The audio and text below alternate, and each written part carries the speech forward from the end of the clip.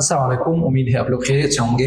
आप लोगों को पता होगा कि पाकिस्तान में बहुत सारे ऐसे मसाइल हैं जिनकी वजह से लोगों को खून नहीं मिल रहा होता है या टाइम पे नहीं मिल रहा होता है, और इसमें बहुत सारे इश्यूज हैं। तो हमें काम करना चाहिए। अगर हम उन इश्यूज को हैंडल करें तो इसके साथ जो है पाकिस्तान के उनके जो मसाइल है वो हल हो जाएंगे। आज एक इशू पे हम बात करेंगे जो कहते हैं कंपोनेंट थेरेपी।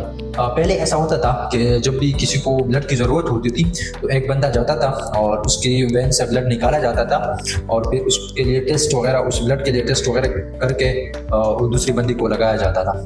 तो इसमें ये होता था, इसको हम होल ब्लड ट्रांसफ्यूजन कहते हैं। आपसे ब्लड निकाला और डायरेक्टली दूसरी को लगा लिया, और इसमें तकरीबन डोनर की जो टाइम लगता था वो 15 to 20 मिनट्स लगते थे।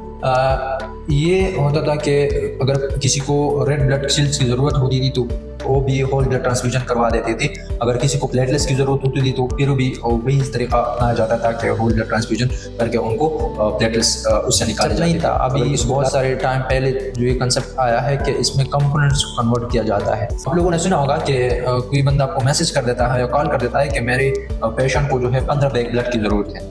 आपको अगर पता हो तो आप डायरेक्टली दूसरा क्वेश्चन ये करेंगे कि उसको कौन सा ब्लड की ज़रूरत है, 15 बैग्स कौन से, ये होल ब्लड है या प्लाज्मा की ज़रूरत है या जो है प्लेटलेट्स की ज़रूरत है। तो जितनी भी ये ज़्यादा बैग्स लोग मांगते हैं तो इसमें ये तीनों कंबाइन हो जाते हैं। इसमें प्लेटलेट्स भी होते हैं, रेड ब्लड सेल्स भी होते हैं और साथ ही साथ जो है प्लाज्मा भी होता है।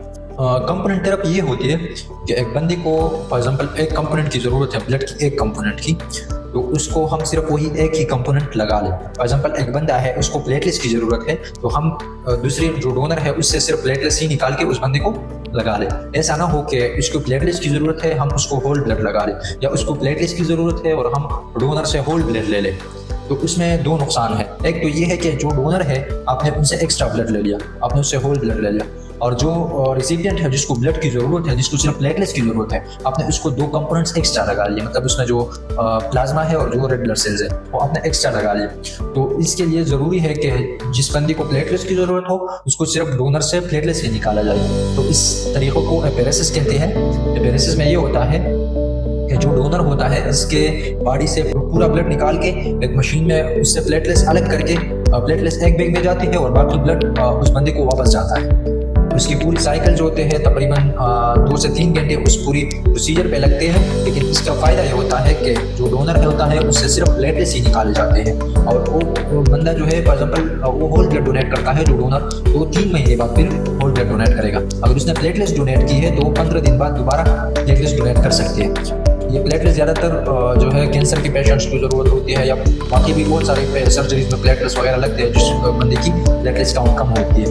तो इसके अलावा जो है प्लाज्मा है, तो प्लाज्मा भी इसी तरह हम लगा सकते हैं कि एक बंदा है उसको सिर्फ प्लाज्मा की ज़रूरत होती है, तो हमें चाहिए कि उसको सिर्फ प्लाज्मा ही लगा लें और कहीं से प्लाज्मा अरेंज करके उसको लगा लें। प्लाज्मा की शेल्फ लाइफ भी बहुत ज़्यादा है, 1 ईयर तक हम प्लाज्मा को रख सकते हैं। इस तरह प्लेटलेट्स की शेल्फ लाइफ जो है वो 5 डेज तक है। और इस तरह रेड ब्लड सेल जो है RBCs ब्लैक सेल्स जिसको हम कहते हैं, तो ये इसकी शेल्फ लाइफ तकरीबन 34 डेज है, तो 34 डेज तक हम इसको रख सकते हैं।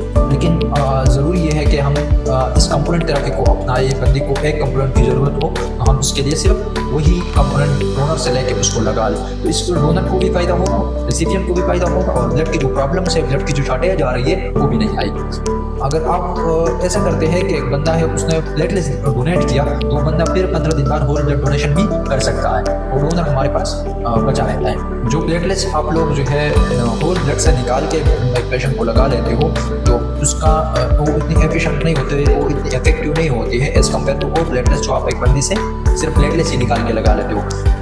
जिस बंदी से आप एपेरेसिस के थ्रू प्लेटलेट्स निकाल के किसी ऐसे बंदे को लगा लेते हो जिसकी प्लेटलेट्स काउंट कम है, तो डायरेक्टली बूस्ट होंगे और बहुत जल्दी से जो है ऊपर जाएंगे एज़ कम्पेयर टू दैट। अगर आप होल ब्लड किसी बंदे से होल ब्लड निकाल के उसके बाद आप उससे प्लेटलेट्स अलग कर देते हो और फिर किसी बंदे को प्लेटलेट्स लगा लेते हो, क्योंकि होल ब्लड में प्लेटलेट्स की मकदार बहुत ज़्यादा कम होती है। ये थोड़ी सी एक्सपेंसिव है ये तरीका जो मैंने बता दिया, लेकिन इसका ये है कि गवर्नमेंट ने इसका सोल्यूशन निकाला है। इसके लिए रीजनल ब्लड सेंटर्स बनाए हैं हर जगह पे, पाकिस्तान में हर जगह पे, हर डिवीज़न में रीजनल ब्लड सेंटर है गवर्नमेंट की तरफ से। वहाँ पर आप लोग जाके प्लेटलेट्स डोनेशन करवा सकते हो, या अपने डोनर वहाँ पे लेके जा सकते हो कि आपको प्लेटलेट्स दे दें, और फिर आप वही प्लेटलेट्स वहाँ से लेके हॉस्पिटल में ट्रांसफ्यूज कर सकते हो पेशेंट को। तो आई होप इंशाल्लाह कि हम इस पर अमल करेंगे और आगे भी ये पैगाम दूसरे लोगों को पहुँचाएंगे।